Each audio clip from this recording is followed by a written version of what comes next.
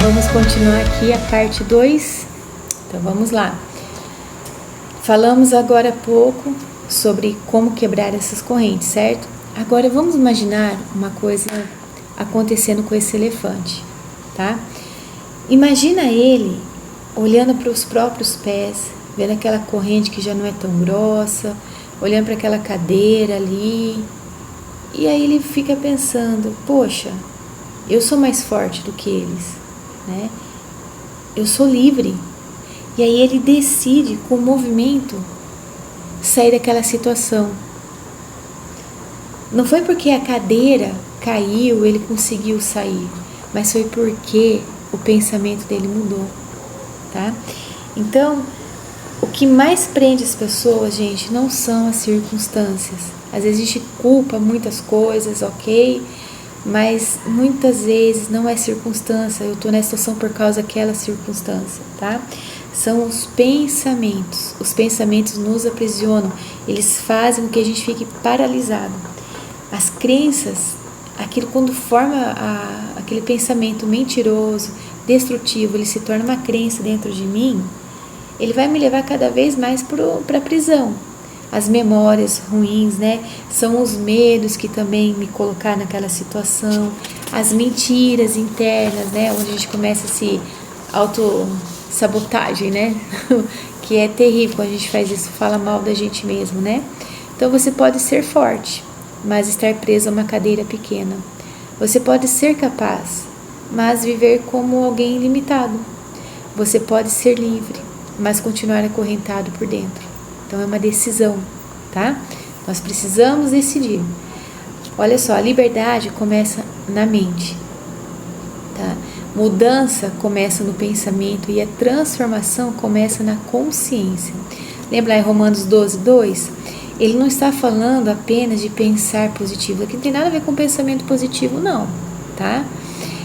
Mas de uma renovação contínua, profunda e intencional. A palavra original de transformados ali é metamorfose, e a gente usa nessa palavra para falar sobre a mudança da lagarta em borboleta. Ou seja, gente, o que eu quero falar com isso, né? Não é apenas um ajuste superficial, é mudança da natureza, tá? A gente não vai conseguir essa mudança da natureza sem a ajuda do Senhor na nossa vida, sem a palavra dele. A grande estratégia do inimigo é dominar narrativas internas, é controlar essas vozes aqui dentro, tá? Ele sabe que se controlar a mente, ele não precisa controlar o ambiente, ele já tem tudo que ele precisa, né? Por isso que a guerra começa no pensamento. Então, vamos lá, ó. Pensamentos distorcidos geram emoções desordenadas. Emoções desordenadas geram decisões precipitadas. E decisões erradas geram prisões emocionais e espirituais, tá? E o mais perigoso, né? Muitas dessas prisões parecem normais, sabe por quê? Porque a mente já se conformou. É igual o do elefante. Ele desistiu, ficou conformado pela situação que ele estava, tá? Conformar-se no texto bíblico significa assumir a forma do sistema, sabia? O padrão desse mundo. Sem estar percebendo. Então, por exemplo, é quando a pessoa já pensa como o mundo pensa, reage como o mundo reage e decide como o mundo decide, mesmo dizendo que crê em Deus, tá? A renovação da mente, ela é um processo pelo qual a verdade confronta a mentira que foi aceita ao longo da nossa vida. Então, a renovação da mente é o processo pelo qual a verdade confronta a mentira, tá? Então, vou te dar exemplo aqui, ó. Mentiras geradas por traumas, mentiras geradas por rejeições, ou por palavras recebidas na infância, ou por fracassos não curados também. Então, enquanto essas mentiras elas não são confrontadas, a pessoa vive reagindo e ela não escolhe mais, ela vive de acordo com aquilo, tá?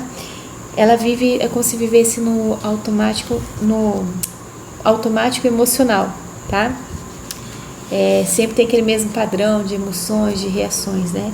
Então, por isso, gente, vencer a mente, ela não significa não ter pensamentos ruins, tá?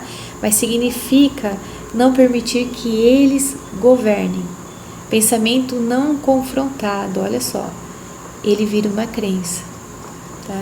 Então, a crença, ela se torna uma identidade, e a identidade define o destino, tá? Por isso que a gente fala assim muito de ter essa identidade de Cristo. Quem o Senhor chamou para você ser? Você precisa entender isso no Senhor. Quem Ele quer que você seja? Você tem uma identidade. Quando o Senhor te fez, Ele fez com uma identidade, tá? Não é porque a vida te definiu, as coisas que aconteceram, definiram você, né? Chegou nesse ponto, que essa é a sua identidade definitiva. Não é, tá? Então, quem vence a mente não nega a dor, mas também não constrói uma identidade a partir da dor. E ela não ignora também a realidade, mas ela se recusa a se submeter a essa realidade, tá? A maior batalha da nossa vida não é contra o que nos acontece, mas contra o que tenta se estabelecer dentro de nós. Por exemplo, vamos pegar uma situação. 2 pessoas estão passando uma situação de desemprego, né? Estão vivendo essa fase aí de desemprego. Então, a primeira pessoa, ela pensa assim, né? Isso prova que eu não sou capaz. Tudo sempre dá errado. A primeira pessoa pensa dessa forma. Já a segunda, isso é um momento difícil, mas não define quem eu sou, nem o que Deus pode fazer. Vejam, a situação é a mesma para os dois, mas o desfecho vai ser completamente diferente, tá? Então, quem vence a mente não se torna refém do momento, ele atravessa o momento, tá? Se você ainda está preso nessa situação, você precisa vencer na mente, tá? Você precisa vencer para você não se tornar refém dessa situação, desse momento que você está passando ou passou, tá? Mas você atravessa esse momento. Então, quantas vezes você já perdeu, talvez, batalhas, não por falta de fé, tá? Não estou falando de fé aqui, mas por excesso de pensamentos não confrontados, tá? A mente que não é renovada se conforma. Então, por exemplo, ela aceita mentiras como verdades, medo como proteção e culpa como identidade. A pergunta não é: o que está acontecendo comigo? E essa é a pergunta que você tem que fazer. O que estou permitindo governar os meus pensamentos? Tá? Muita coisa, não é? Espero que isso tenha, de alguma forma, aí, ter feito você pensar em algumas coisas, tá? E eu quero trazer um desafio, terminar esse do dia 1º com um desafio. Hoje, comece a vigiar, a partir de hoje, os seus pensamentos, tá? Como quem vigia um lugar precioso. Pensa que você encontrou uma mina, quer dizer, você foi contratado para proteger uma mina, tá? Uma mina está cheia de diamantes, tem ouro, tem tudo. Imagina coisas preciosas. É assim que você vai fazer com a sua mente. Você vai começar a vigiar a sua mente, tá? Os pensamentos. Sempre que um pensamento negativo surgir, você não vai aceitar automaticamente abraçar ele, tá? Você vai questionar. Isso é fato ou é interpretação? Ou fazer essa pergunta também. Isso me aproxima ou me afasta da verdade de Deus? Tá? E lembre-se, quem vence a mente não é refém das circunstâncias, certo? Gente, é isso, tá? Hoje foi um dia que foi muito bom, eu gosto muito desse tema e eu tenho certeza que o Senhor já está falando com você. Então, deixa Ele te direcionar, mas não fique parado. Você é capaz, você não é limitado, porque quem te fez de uma forma, a imagem e semelhança dele, tá? Então, a primeira coisa, quando você começar a olhar no espelho, não gostar, ou falar assim, eu não consigo, mentira. É mentira. Então, confronte esses pensamentos, tá? Vigie seus pensamentos, certinho? Ó, Deus abençoe muito você.